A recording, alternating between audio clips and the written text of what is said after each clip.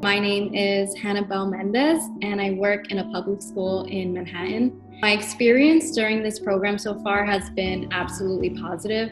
It's pretty interesting actually because I was in a graduate program at another school and it just wasn't working out. It was a really stressful time and I felt hopeless. But a friend actually recommended this psych program to me, and right away, I inquired about it and received an email right away with instructions on how to fill out an application and what documents I needed. I actually got my acceptance letter a day after submitting everything, and I still remember to this day how good I felt about the whole process and how happy I was to get in it. There are so many good things that I can say about this program. The professors that I've had so far are amazing. They care about us, they're hilarious, and I feel like they give me an actual real education. I decided to get my master's because I wanted to further my education in special education. I believe that every child deserves the best instruction catered to them and differentiated to their exact needs. And teaching has always been my passion. I feel like I always knew that I wanted to be a teacher, and it gives me such joy seeing children fall in love with learning.